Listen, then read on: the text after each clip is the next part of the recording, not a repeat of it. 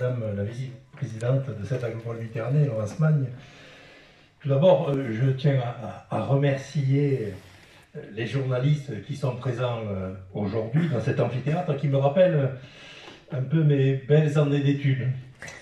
Mais au contraire du temps passé, où je me trouvais sur le banc des étudiants, comme vous, aujourd'hui nous nous trouvons en bas des marches, derrière la table des professeurs, et nous avons une belle leçon à vous présenter aujourd'hui, celle de la mobilisation collective, comme vient de le souligner le président Roger, qui réussit et qui aboutit à des réalisations concrètes dans l'intérêt du territoire.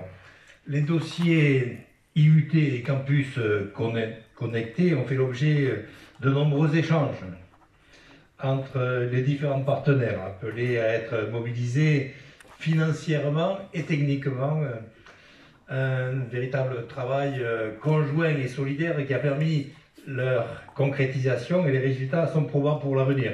Comme M. Valenza l'a rappelé tout à l'heure, 144 étudiants pour l'IUT, 45 pour le campus connecté dans les 3 prochaines années. La rénovation de l'ancien collège Victor Hugo, auquel il faudra d'ailleurs trouver un nom beaucoup plus universitaire, puisque le collège Victor Hugo existe déjà, pour en faire à terme un véritable lieu d'enseignement hybride à l'attention des étudiants, des jeunes apprenants et des adultes en reconversion, en formation initiale ou continue, en présentiel ou en distanciel. Près de 6 millions d'euros seront mobilisés par cette agropole Méditerranée, par la région Occitanie et par l'État pour contribuer à cette réhabilitation. C'est une opportunité unique que nous avons su saisir pour former notre jeunesse sur des compétences particulièrement attendues par nos entreprises locales qui en ont exprimé le besoin à de nombreuses reprises. Cette démarche, nous la poursuivrons à l'avenir et c'est dans cette logique que nous avons engagé la création d'un service enseignement supérieur et formation professionnelle au sein de cette agropole Méditerranée.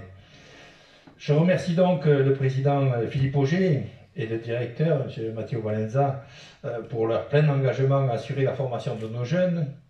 La vice-présidente Florence Brutus, qui ne manquera pas de transmettre mes remerciements à Madame la présidente Delga pour son accompagnement dans ce dossier.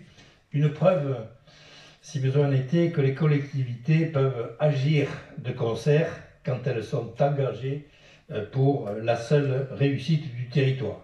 Le ministère de l'Enseignement supérieur, de la Recherche et de l'Innovation, que je remercie à travers Madame la rectrice, qui, je sais, s'est particulièrement engagé pour l'aboutissement de ces dossiers, aux côtés de messieurs Bouabdallah et Payet. Je remercie aussi monsieur le député Christophe Euzet, qui a engagé dès 2018 ce projet d'IUT et qui, ces derniers mois, l'a soutenu et porté jusqu'au bureau des différents ministres avec une vigueur particulièrement motivée. Également, les partenaires présents dans la salle qui se sont mobilisés, chacun à leur échelle, la CCI, le Césaire, la MEDI, Pôle emploi. Et je salue enfin le travail accompli par ma vice-présidente Laurence Magne, qui a démontré par sa totale implication dans ces dossiers que des solutions concrètes, adaptées et innovantes peuvent être apportées à nos concitoyens en recherche de formation et dont la détermination nous amènera, j'en suis sûr, à nous revoir très prochainement pour de nouvelles annonces. Je vous remercie.